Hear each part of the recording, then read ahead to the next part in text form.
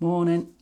It's a warm one today. It's another update video. This I promise this isn't AI or anything. This is true. You're not going to believe this. So obviously, if you followed along with the channel recently and subscribed, you'll see that I've just been documenting the journey so far with the Jaecoo 5 BEV, and you'll be aware that obviously the boot broke after I'd had it 3 days, and I've been going through the process of getting it in and out of the garage, getting it checked, and then finally taking it into another dealership a bit further afield in Ilkeston, where they've repaired the boot.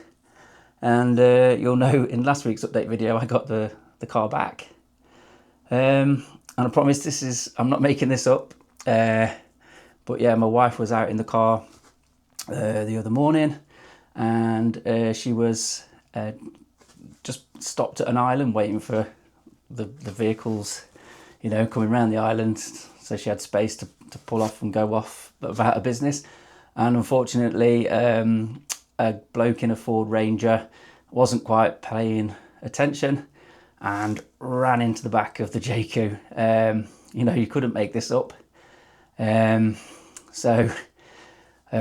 Ford Ranger, it's a pretty high vehicle, so it's gone into the back of the car above the crash bar, and obviously the boot has absorbed the bulk of the force as the vehicle's hit the back of the car. It's shunted Rachel forward about 2 meters onto the island, but thankfully she's all right. But obviously you know we're back to square one again. The Jaecoo has a broken boot again, and it's outside now, obviously looking very sorry for itself.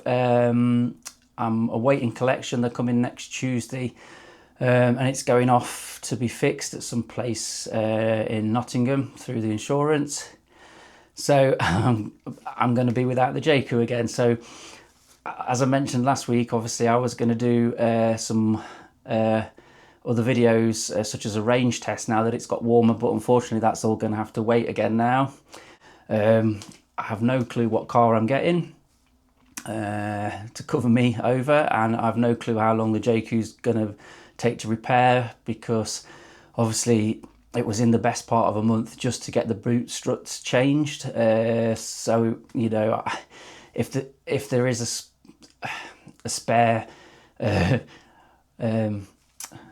bumper and a spare boot, or whatever you want to call it, tailgate, however you want to call it, if obviously they've got to source 2 of those, plus the number plate holders all cracked.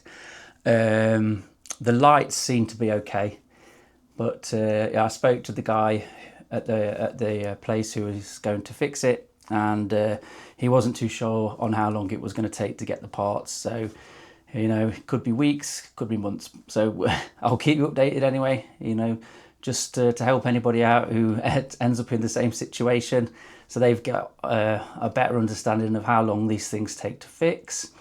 So for now, no more Jaecoo video updates. Fingers crossed, get it back again soon. I'll keep you updated.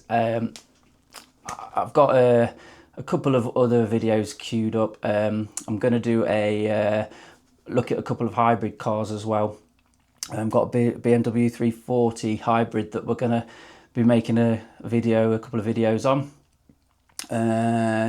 because obviously with it being hybrid, should be able to get 60 miles of range and stuff out of that on the battery.